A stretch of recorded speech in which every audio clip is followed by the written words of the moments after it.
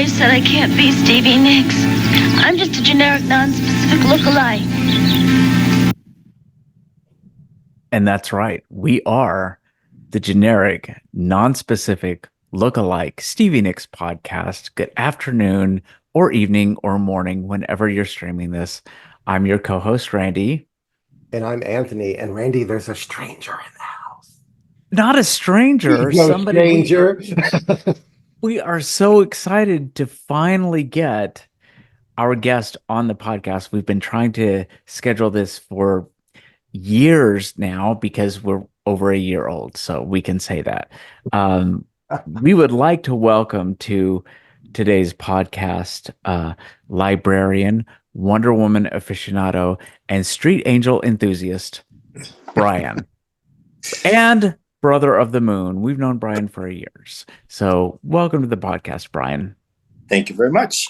It's great to see you guys both. And hello to everybody.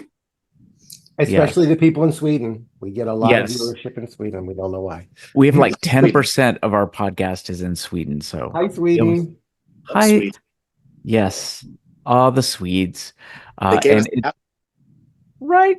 And it's the middle of the Olympics. I'm sure Sweden's doing something with the Olympics. Something. Absolutely. Right. Is anybody watching the Olympics besides me? I am. Yes. Enthusiastically, I love the Olympics. Yeah. Okay, so have you seen the French pole vaulter? I have seen the French pole. Wait, was that after? Has anyone ever written anything for you on the album? No. Yeah, that's on the new album. Oh, okay. Next to Ghost of West Virginia. Oh, okay, gotcha. Has anyone ever seen the French pole vaulter lose his medal? And Twitter lose their minds I will Google it later. Yeah, it's an experience. I do know about Steven from the gymnastic team. Oh, I love Yes. Steve. That's the Clark Kent. He is. He takes off the glasses and he saves the day. Right. So we've got the French pole vaulter, we've got Steven from Team USA, and then of course perennial favorite Tom Daley. So it's a great Olympic season. Except, can we please have a moment of silence that Tonga man did not qualify for the Olympic team this year? Oh. Anyway. Also, we have to have a moment of silence because there is a fourth brother of the moon who cannot join us today. I'm very sorry to say that Jeffrey Christian, who was invited, is unable to participate tonight because of a freak accident involving CVS, Rod Stewart's cover of Stand Back, and anaphylactic shock or something in that CVS. Luckily, Marilyn Martin behind the counter and gave him CPR, and he's recovered this month. Expected to make a full recovery. And we will have him back, and we will have all four of us together one day also. Yes. So love to Jeffrey Christian. We miss you terribly. We hope that Nurse Alicia Wright is taking care of you. Four people are going to get those jokes, but those four people we're going to love unconditionally. And three of them are right here. Three of them are right here. Yeah. So Brian, if you're out there watching and you get those jokes, let us know in the comments. Please do. Absolutely. So, Brian, Anthony and I were talking this morning about the first time we met you. And I think that you and I met on the Ledge. And I think Anthony... DC Comics message board, I thought. Yes. They're right for both. Does that sound right? I think that, Randy, you and I met on the original Ledge all those years ago when it was like a V Bulletin or something like that message board. Yeah, way back in the day, kids. All fancy. Back in the birth of the internet. Yes. We were there. You had to put a buffalo nickel in your modem to get it to work. That's right. Al Gore was the moderator for every single bulletin board across the internet. If Al Gore stopped peddling, you couldn't go online.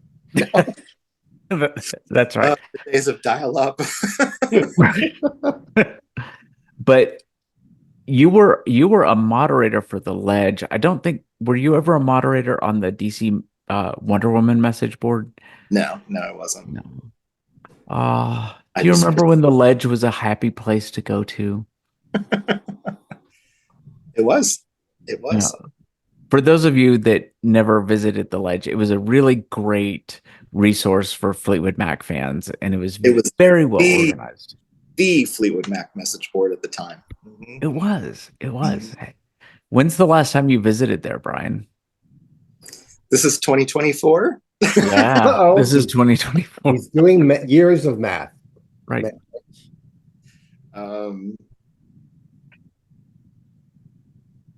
Goodness gracious. He is ciphering. Right. 7 or 8 years, I would think. Oh, wow. I still log on like twice a year just to see. Do you? Yeah. Yeah. And it is a shit show. Is it? It is a shit show. Nothing ever changes. No, it doesn't. So, Brian, Randy, I think it was our first or second episode, we talked about where were you, what was going on, how old were you, etc. the first time you heard a Stevie Nicks song and a Fleetwood Mac song where she sings lead. It does count. Yes. So my origin story Yes. is fall of 1985. Talk to Me is all over the radio. Mm-hmm. Fell in love with that voice. Just fell in love with that voice. Begged for the album for Christmas. Rock. Right. I got it. And on cassette. On cassette. Oh, I love that. That tells you the era. And played it over and over again. Every song on there like just blew me away. And most of the time you get an album when you love the single that much, it's like it's the single, and the rest of the album is like what you kind of trod through to get to the single. But I forgot all about the single after the first play of the album. I was like, oh, I have to hear that one again, and I've got to hear this one again. And just fell in love with it. But the really cool thing is that set me out on needing to know everything about Stevie Nicks, every song she'd ever sung, the whole works. And thankfully, Everything she'd ever written for you? Everything she had ever written for me and anyone else. Thankfully, one of my aunts was a fan of hers. And she said, well, she was in Fleetwood Mac and she's got 2 other solo albums. And her and Lindsey Buckingham did an album back in the 70s together. And so I started out on my journey to, purchase each and every one of these. And as I did, and I listened to them, I had memories of some of the other songs. I remembered Gypsy, and I remembered the video, and remembered sitting in front of the TV and watching for the video on purpose. And I remembered Leather and Lace, and I remembered swinging on the swings in my backyard on our gym set, our jungle gym, and singing Leather and Lace to myself because I was that kind of gay boy that would, swing on the swings and sing Debbie Boone and whatever else. Now you've gone too far. No. Because especially considering what I've seen on the internet today, that's also the era of like Shields and Yarnell. Right. Thank you. Okay.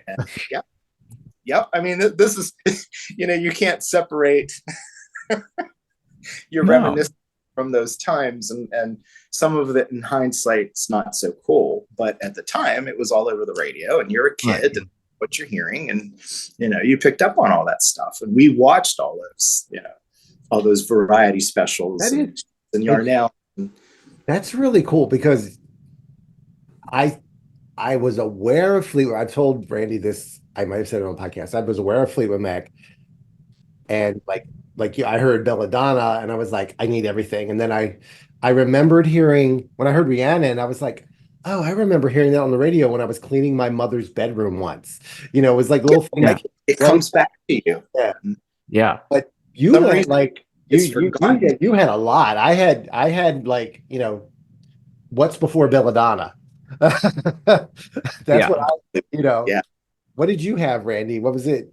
You actually Well, weren't no, there enough because about it, so it was because simple. it was leather and lace. It was when my mother was teaching my Right. sister and I to sing leather and lace. But like Brian and like you, I remember like, and I still like it's this weird hazy memory of I think we were living in an apartment in Arlington that had like you would go out the door and there would be like a little balcony stairway to each of the apartments. And somehow that memory coincides with You Make Love and Fun. Mm. And like, I don't understand anything other than when I hear that song, I see that balcony and that apartment. And so I knew that that's probably the first time I was introduced to Fleetwood Mac. But it's the same thing. Now, another thing that the three of us have in common that actually Jeffrey does not is that we're also big Wonder Woman aficionados, and Jeffrey is not. And it's interesting to see that little Venn diagram of like Stevie fans and Wonder Woman fans because there's a lot of us. It's twirling. I think it's right. Okay, which one twirls and which one spins? There we go. Like I don't do this all the time. Right, I was gonna say, Yeah, come that's on it. now. Which one twirls and which one spins, Brian? Come on. Yes. We have a consensus between Randy and I. Stevie twirls, Wonder Woman spins. Ding ding ding ding ding ding ding ding ding. Brian automatically gets a bonus point for the game that he's gonna play in a little bit, but So he gets a wonder. is there for you a special? Why do they connect, Brian? Why do those Wonder Woman and Stevie Nicks? Why is there a connection for you?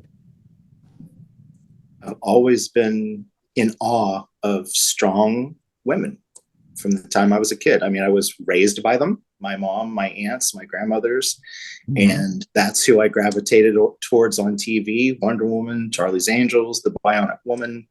They were just the coolest of the cool to me, you know. I liked $6 Million Man, and I love Superman and Batman for different reasons. They didn't, well, especially Henry Cavill, but Thank you. but they didn't fascinate me in the same way women did.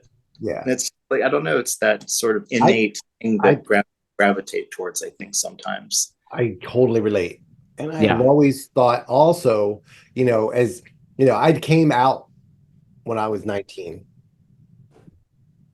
I knew before that, I guess, but I was either delusional or oblivious or both, or right. But I think I knew that people thought being a gay man was a bad thing. For me, Wonder Woman was like, I dare to fucking just be this enormous, this wonderful, powerful spirit, and all this stuff. I don't care how you're going to define me, mofos. That's how I really got to the character. I think, not consciously as a child, but no, that's what it was. But you gravitate towards it subconsciously. Right. Yeah, you're not going to put me down. She won't let you put her down. So my hero right there. Well, and it's clearly a specific place and time as well, because you talk about Stevie Nicks, Charlie's Angels, Wonder Woman, like, that's late 70s, early 80s, and we all kind of grew up in that era. And that's also the era of, I don't know about the two of you, but of latchkey kids. So you were kind of left to your own devices a lot more than children are today to kind of find your way. Right. I was a free range child, and I'm so happy about it. Right. Cage free. And you just kind of, because you're left to your own devices and ways to entertain yourself and to maybe find yourself, you are drawn to the things that you require in your life. It's true. Very profound. I would stand up, but what kind of shorts I have on must not be known. It's sweeps week. You're fine. All right. Okay, Brian. So let's say there's somebody you meet who you're having conversation, and they're like, "What? Stevie Nicks? Who's that? What's the one song you would tell them to take a chance and listen to, that you think would convert them to be like a connoisseur? So I apologize for being difficult with answering that one, because I usually ask what kind of music they're into. Okay. Mm-hmm. That's what base. Yep. Which song I Okay. got. I'm in R&B. Bombay Sapphires. Oh, that's a good choice. Yes. But I usually go with Dreams. Dreams Because is the great people R&B. hear that players always love you when they're playing, and they're like, done. They're sold. Give me it all, you know? Yeah. But You're right. You're right too. We're both right. Yeah. Bombay Sapphires is a really good one. And in fact, for a lot of people, I think if they had no knowledge of Stevie Nicks and they had no knowledge of Fleetwood Mac, and I mean, we're talking like complete vacuum, I would probably pull something from Trouble in Shangri-La as well. Maybe Planets of the Universe, maybe the title track, but I think that yeah, that's a good album. Yeah, but Brian, at your perch, I probably wouldn't think like that. I would just shove my favorites at them. But that's a good idea. What turns you on? Let me see. Yeah. Yeah. I usually think that's the inroad to find something that is in their wheelhouse of what they like to listen to, and then once that. So it's nothing from Street Angel, really? No. Rude. And Street you just you sabotaged my next question. Oh, I'm sorry. Which is so rude. We're gonna fix that in Randy. Post. Okay. But no, sorry. But I was very curious, and I really want to give you the floor to do this, because Anthony and I are horrible about that album on this podcast, like absolutely horrible. So Yes. as someone who actually appreciates the album, I do want to give you the floor to talk about the things about that album that mean so much to you. Okay. You put me on the spot here. I did. You did. One of the things that I gravitate towards Street Angel is I think because of its imperfections, because it was a low point in her life, and it just really always inspires me to see somebody digging deep down to pull out their strength, to pull out their energy, to pull out their motivation to keep pushing through. And I hear that in her voice. I hear that desire to come out of what she's going through. And some of the songs are not, they're not necessarily of the standard of Gypsy or Edge of 17 or Dreams, but they're another chapter in Stevie's story that, as you follow along, it helps to give that rounder view of her life, her experiences, what the moxie that she has, what it is that gets her up on those platform boots every night. So, that's lovely. That's very good. I almost feel bad about hating it. Nah. But and Randy, I gave you a segue, not a sabotage. There you go. Thank you very much. But perfect. It's a nice way of saying, without Street Angel, we would not have had Trouble in Shangri-La.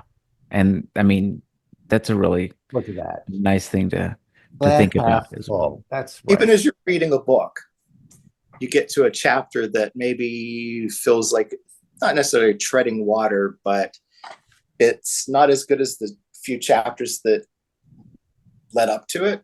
But then as you get to the following chapters afterwards, you realize the importance of that chapter. It was sort of laying the groundwork for a few things in a more subtle way.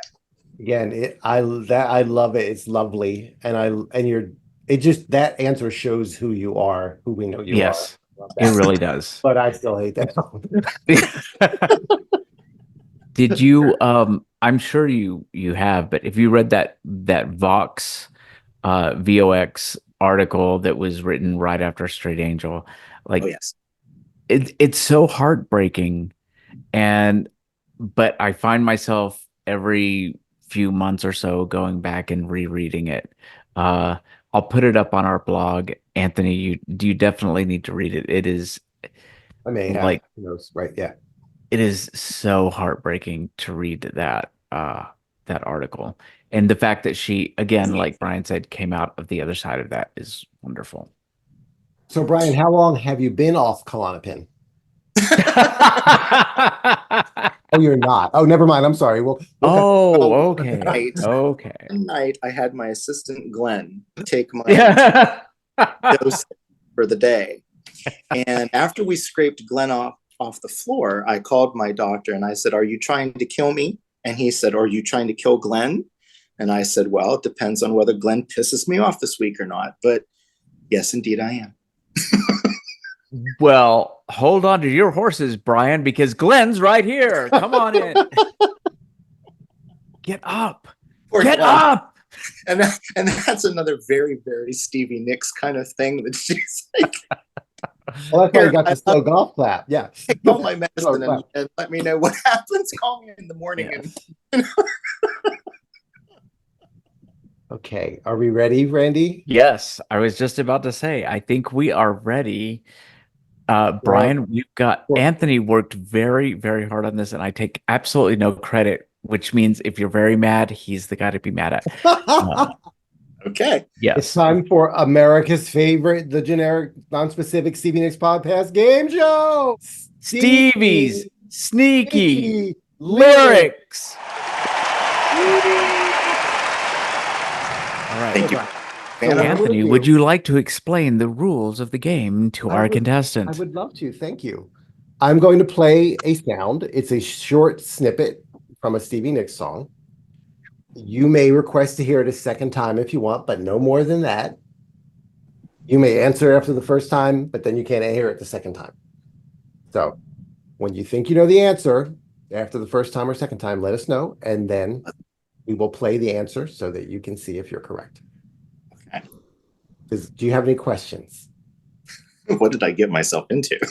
Oh, and if you get 10 points, you win Channing Tatum. He doesn't know that, so I don't know how we're going to get it to happen. Right. Yeah. We haven't figured that part out yet, but I'm sure there's going to be some hijacking and kidnapping involved. Probably Pineapples, that's right. Pineapples, duct tapes on something.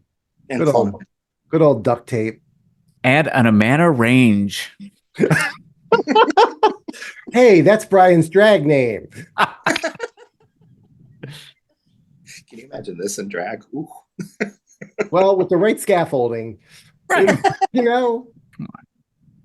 Okay, are you ready for the first one? Yes, I am. Okay, here you go. So you need to tell us the name of the song that's from. Would you like to hear it the second time? Yes. What's that song? This is wrong, but something's leading me to Beauty and the Beast. Final answer? I'm trying to sing it in my head. Yes. Okay, I'm going to play the solution. Ready? Okay. Scaring all the people, but you never scare me. Oh, Randy. Randy's sold up the strike. Dag, now It's okay. You get 10 more. And I think these are really hard, and I know them. They're very, very hard. Okay, are you ready for number 2? It I have helps to faith in you. close your eyes. Just saying, it helps to close your eyes. Okay, here you go. Number 2. Oh, well. that's Garbo. Bing, bing, bing, bing. Ding, ding, ding, ding, ding, ding, ding, ding. Good job. Thank you. Thank you. Third one. Are you ready? I'm ready. Go, I'm going to need that one again. go. Oh. I'm stumped. Oh, Okay, you want to hear it one more time since you're stumped? We'll bend the We'll rules. do one more. Yeah, give him one more. All right. Go. I sing for the things. I will play the solution and you'll see. Ready? And Rihanna, don't go.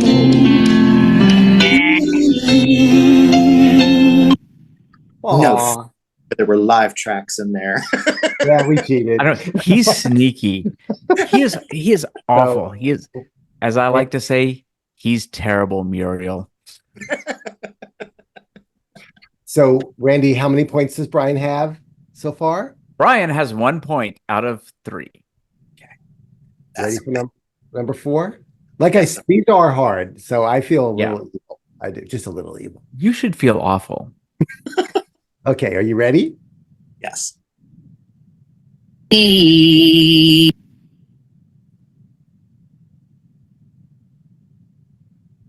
Would you like to hear it again?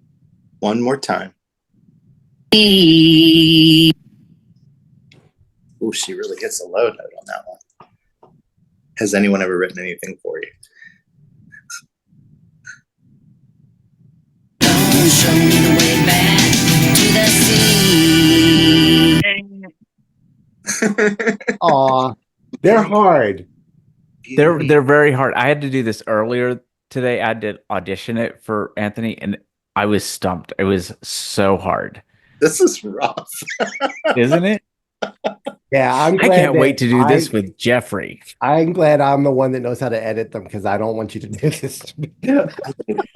All fan thread. Yikes. And you know what? For the audience, I explained it to Brian before you got on ready. We took the track, broke it into the parts, removed all the music. It's solely the vocal that we're letting. Isolated vocal track. That's all it is. There you go. Okay, you ready for the next one? Sure. I know you get this one. You're getting this More one. embarrassment.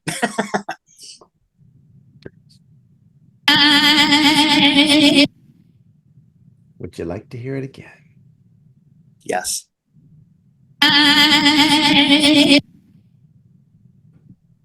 See, the bad part is now you've got me like I'm going through every live version I've ever heard. I'm going through. That was the only live one. Oh, Yes, okay. The rest of these are studio, and I'm trying really hard not to give you hints. Polka dots. I didn't even hear.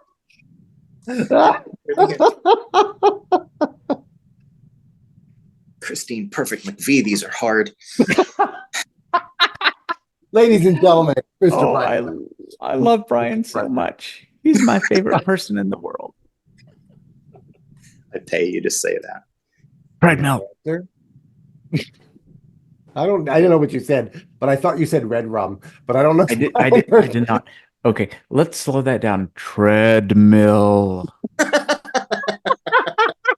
No, that's cheating. But I'm playing it over and over in my head, and something makes me keep coming back to Stand Back. What? It wasn't. What?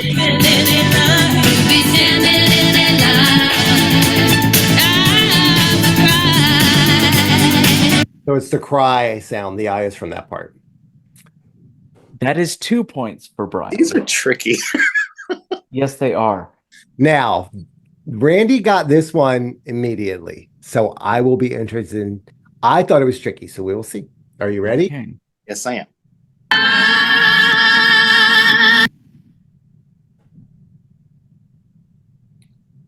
That's Beauty and the Beast. Do you want to hear it one more time? Oh, yes, I do. Yes, you do.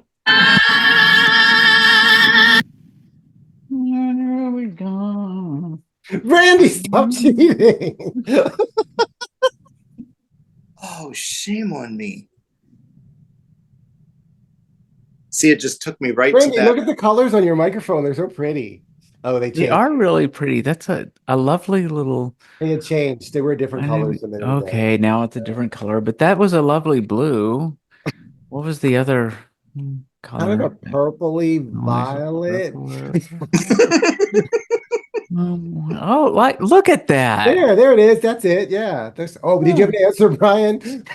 Well, I don't know about you guys, But I've always loved when Stevie sang Tom Petty's I Need to Know, because at the very end, she would say, take your violet and blue mornings with you. And I think that's going to be my guess. Violet and blue. When it starts again. Is it a half a point? That's The a funny point. But that part, it took me right to near the end of Beauty and the Beast. Well, where it's interesting because Yeah. I'm getting a vibe like Beauty and the Beast, and has anyone ever written anything for you? Or like you're going there a lot, right? Like, but she does those exaggerated sounds in those songs. Right. There's a lot of vocal athletics in those two songs. So it's really easy to kind of like you guys are just trying to make me feel better. No, honestly. Well, that's Channing I'm- Tatum's job. I'm not going to win. we are now, so we're on question 7. How many points does Brian have? 3. And we are now entering the evil portion of. I know now they're about to get harder. Oh my gosh. Okay. Are you ready? I'm ready. Angel. You were an angel, and I was a starving child. That's I know Yeah, you give know the it- song because you just sang the lyric, and I think that qualifies as an Okay. answer. Okay. I used to love you. See the light inside you. For the audience, the title is You May Be the One. You may be the one. You know what's funny? I've said this to Anthony many, many times, but when In Your Dreams came out, that was my least favorite song off of the album, like hands down. And then when we did it for the podcast and I was listening to the album again and I was really listening to the lyrics and I hear angry words flying across the ocean like some seabirds. I was like, oh God, this is beautiful. And so It's now it's I thought that was the deepest cut and you would never get it, and you both got it. And I couldn't tell you the name of that song before yesterday to Really? save my life. You know, I don't know if I blanked on its title right then. I almost Yeah, said, but but you knew it. You knew it. but you knew the melody and you knew the lyric. Okay, so we're on question 8. Are you ready? Okay. Okay, ready. Go through it for my Damn it! I spoiled it. Brian gets the point, but here you go, Brian. Would you have known it? angel. Well, yeah.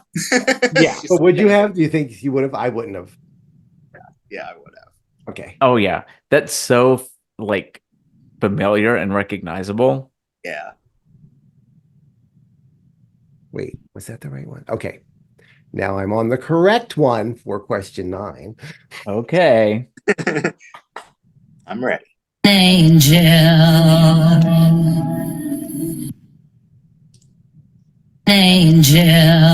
Angel.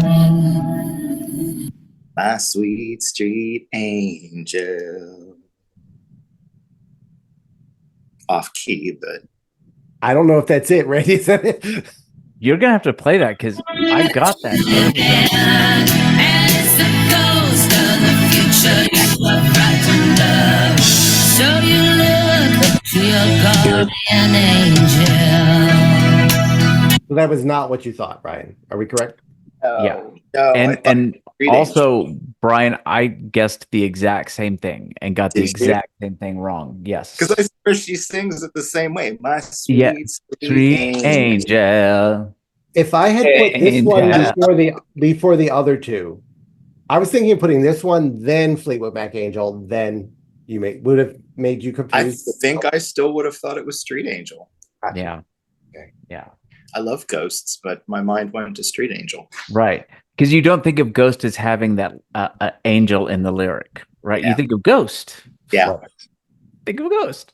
Yeah, during the box set review, we didn't keep a list, but there's like at least 12 songs with the word angel that Stevie had. Oh, Yeah, and I didn't realize that, like there are Yeah. others. She talks about angels more than Randy. ghosts and shawls Randy, and we're doing the one for Brian, for Jeffrey's going to be all angel. And in case he's watching, I'm not even going to say the names of the other songs. Yeah. Yep. Nope. Okay. Mm-mm. So how many points does Brian have so far? 5. 50%. That's good. 5. This last question is worth 1 million points. Okay. Ready? And Channing Tatum's home number. No, he's outside of your house, but he will drive away if you don't get it. Right. Fair enough. Fair enough. Yeah, you ready? Brian, you got this one. There's no way. Okay. You, Ooh. One more time, please. you, And you can have a bonus one if you want it. you. Don't you hint, Randall Ham. I saw it coming across your I'm face. not saying. Mm-mm. Don't you do it. I'll mute you. I'll turn your camera off too. Finger on the button.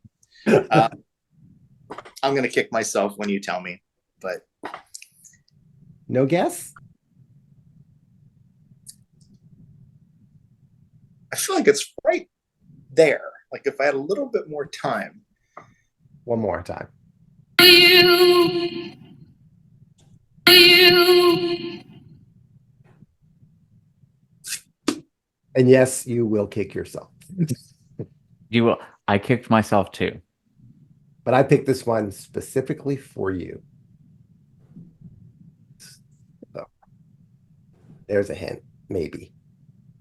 It can't be Battle of the Dragon. No, but I totally get why you say that. I almost did that one. All right. Okay, you ready? Got to give an answer. Something. Okay, all right.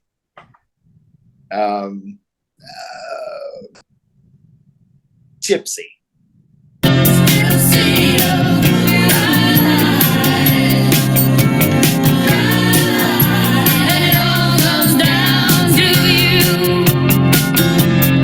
Oh, I'm so happy. I Yeah. kept that. I kept didn't going in get my it. mind, and I know it. I know it. Right It there. wasn't random. You finally got there. I got there. Oh, that's awesome. I love it. Got See, there. and I knew Anthony didn't do this because he wouldn't have, but Brian went because I missed this one too, and I thought it was Forest of the Black Roses, Oh, because right, yeah, and you can hear that. because there's that echo on. Mm-hmm. Yep. Well, look at that. So what's You got Brian's file? 6 out of 10. No, he got 1,000,000,005. Remember, the last one was worth 1,000,000,000 Oh, points. that's right. That's right. I can take 6 out of 10. I would have liked a 10 out of 10, but that's just my competitive. You can side. take 6 out of 10. Is this anything like taking Five Guys? Wait, oh, that's the burger place. I'm sorry. Never mind. I'm sorry. I just went. Boy, was I really disappointed when I walked in there and found out it was a burger place. It was a burger place. I know, how rude. Talk about false Well, advertising. I hope you had fun playing it. I did. That was fun. That was challenging. That's all we wanted, really. Right? Yes. It was very, very challenging. Brutal. Now we get to we're going to compare your score to Jeffrey's, which will be very, very interesting as soon as he gets out of that coma. He's got good nurses. He does have good nurses. I heard Mindy Stein was picking up the night shift or something. And Carolyn Brooks lended him his wheelchair. Right. No, wait, which was the one? Oh, Janet Anderson, because she got fired, so she was having to look for some new work. She's a candy striper. We're never going to get these people to guest star on this podcast. Not. But Well, maybe they have extremely good senses of I humor. hope so, because we love you They all. seem- You are literally love to us. Yeah. They we seem like we wonderful we love you women. all, especially Sandy Stewart. Oh, yeah. Yeah. Cat dancers. I You're pretend. forever mine. Will I I pretend? Duet Stevie's ever done. Right. It is True. one of the best. And so we didn't ask you at the top of the show, but what did you think of the box set, the complete studio albums and rarities? What was your overall? Yes. This? That one. Love it. Love it. My only nitpick, and I think Mhm. that I share this with pretty much everybody that bought it, no booklet. If it had had a nice booklet, Yeah. little bit of information about every album, Yep. you know, maybe Stevie's thoughts on each album. Right. Uh, Something new. Right. Bigger something- font for the lyrics. Oh my gosh. Yeah. The LPs, like especially the LPs that were never released, the liner notes are illegible. We can't. I mean, Oh, yes. I use my phone to magnify it and I still can't read it. Yeah. I Rock a Little is probably the worst offender. I mean, Oh my God, yes. Yeah. Oh, wow. it's Yeah. time. That would have been Oh, nice. My favorite just- album, though I know every word to it, but Right. if I wanted to look at those. Did so I'm assuming you listened to the box set from beginning to end Oh, a few absolutely. times, right? Front to Is back. Back to front, thank you. Was there anything that hearing it through the remasters and the sequencing and everything that maybe you got a greater appreciation for that you didn't have or did it all kind of sound the same and you had the same emotional responses that you did before? I think I had the same emotional responses to everything that I've had before, but I definitely picked up on certain instruments, certain moments of mixing that hadn't caught my ear before. I mean, this is my favorite artist here, so it's not anything to say that I own these on multiple different types of media. Belladonna I've got on 8-track and vinyl and CD. 8-track. 8-track, yeah. 8-track. I have it on an abacus. No. I have So the I am- original harpsichord sheet music, so there. Brian, was there any song on the thing where you listened to it and it was like, have I heard this before? Or was it all like really familiar to you? Because I pronounced a couple of songs along the way. I don't know her, Yeah. There were a couple of songs on Trouble in Shangri-La, and right at the moment I'm blanking on which two that stood out for me more than they did on previous masters. Okay. And I don't know exactly what it was about them. I mean, I didn't really go back and compare the previous master to the remaster. Yeah. But just, your ear picks up on certain things and it's like, oh, this sounds different. Not unfamiliar, not like they remixed it and it's a brand new song, but just there's something to it that stands out in a different way than it did before. I probably had not listened to Rock a Little from beginning to end in years until the box set came out. And in fact, it was the only one of the vinyls that I didn't have my original. And so listening to it on vinyl from beginning to end I got a much greater appreciation for the entire body of work as opposed to individual songs. And it's so fun to listen to. It's such a fun album to listen to. There's an energy to that album. Yeah. It's called Cocaine. Well, whatever did the trick. Right. I have often said that for me, Rock a Little is very much Stevie's Tusk in a different way. Okay. I mean, yeah. It's not punk but it's a mammoth kind of album, very eclectic, very all over the place. And yet when you listen to it as a whole, it sits really well together. Right. And it just, for me, for whatever reason, it always seems to feel like Stevie's Tusk. This album that has all these disparate songs that don't, on paper, shouldn't sound good together, but they do. Well, you always remember your first. So. Yes, Rock a Little was my Stevie virginity, album wise. It's a very good album. I really do appreciate it so much more. And also, I mean, at some point we should probably do a deep dive on this, and you should probably be on the show for. But the history of how it was recorded and how it was pushed back, and the number of tracks that were either demoed or recorded for it, and the number Jimmy Iovine coming in and leaving and coming back, and I mean, it would make a really great Even like deep Keith dive. Olsen pops in. Yeah. Right, Keith Olsen pops in, and then all of a sudden his songwriting credit for "Has Anyone Ever Written for You" disappears. Apparently, they Sure, didn't. that's Yeah.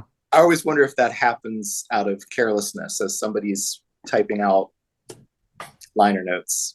You know, Well, and I also think there's probably some money changing hands. Like, hey, you know, and I get all of that too. And you know, awesome.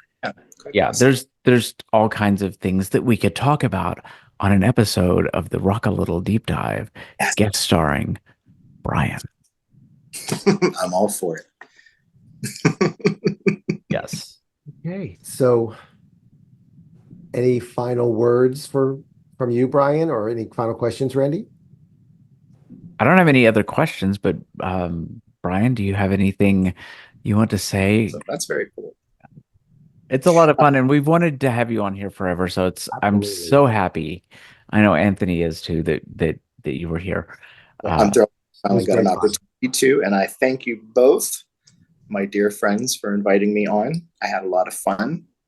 I did not embarrass myself too badly on Oh, the not at all. You're fun. You were great. No. Anthony is an evil Muriel, and that's just all there is to it.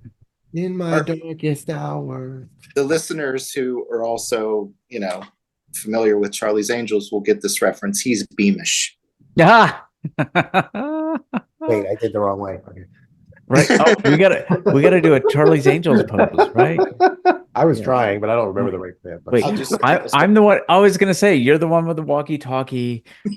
Yeah. am I doing it right? I don't know what I'm doing. There we go. We've got. All right. I love it. But Okay. thank you again, Brian, so much. Thank you, guys. Thank you, Randy. Thank you, And- I had Yes. a blast. And until everybody- next time, We will see you on the other side of the mirror. all right, to Dallas.